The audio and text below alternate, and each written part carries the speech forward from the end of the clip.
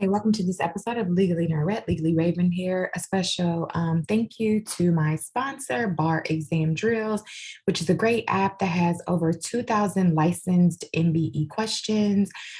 They are staying with me through the next 3 years as I prepare for the bar exam, and I have the goal of becoming an attorney without going to law school. So, without further ado, we just want to talk a little bit today about wills and trusts. We want to talk about what happens if the beneficiary has died of a will. So a person has good intentions, they make a will, they leave uh, their property to someone, and that person dies actually before they do. One of the things that we want to talk about is this here that sometimes people name alternate beneficiaries, but what do you do if there's no alternate beneficiary? Well, there is this thing called a residuary beneficiary. So some wills clearly state that lapsed gifts become part of a residuary estate, right? So they say that. Um, and every state except Louisiana has an anti-lapse law, which tries to guess what the will maker would have wanted when a gift of a relative fails.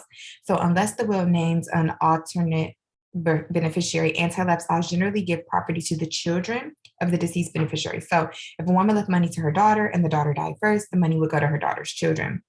So anti-lapse laws commonly apply only if the deceased beneficiary was either the will maker's grandparent or a direct descendant of the grandparent, a parent, sibling, niece, or nephew, uncle, aunt, first cousin, and so forth, and left children of his or her own.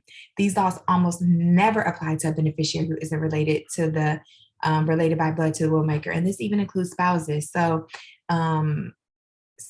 if the will leaves everything to a surviving spouse and doesn't name an alternate beneficiary, children from the surviving spouse's previous marriage would not inherit. Instead, the property would pass as if there were no will. And then you go back to the state law to see how the property would be distributed. If the anti-lapse law doesn't apply because the beneficiary was not a blood relative covered by the statute may state that the gift goes into the residuary estate. Otherwise, the gift would go back to the will maker's heirs. So residuary gifts. So this situation can be more complicated when a residuary beneficiary dies before the will maker does. If the residuary estate is left to a group, for example, my surviving children, then if one of the group has died, the others may share the residuary. But if the residuary estate is left to one or more named beneficiaries, an anti-lapse statute may apply. Once again, anti-lapse statutes generally only apply to people's blood relatives. So if you had a situation where you said, you would say, I give my property to my friend, and I give my house to my friend, and everything else in my estate, I give that to the animal shelter, for instance, right? If my friend dies first, the things will not go to my friend's children because my friend is not a blood relative. Instead, with the residuary beneficiary would be the animal shelter, and the animal shelter in this case would get everything.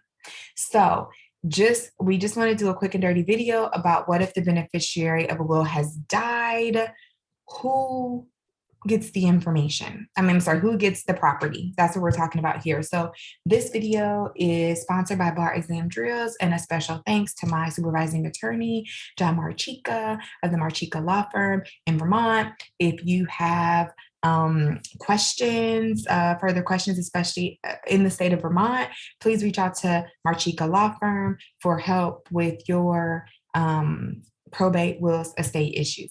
Thank you so much. Have a great day. Bye.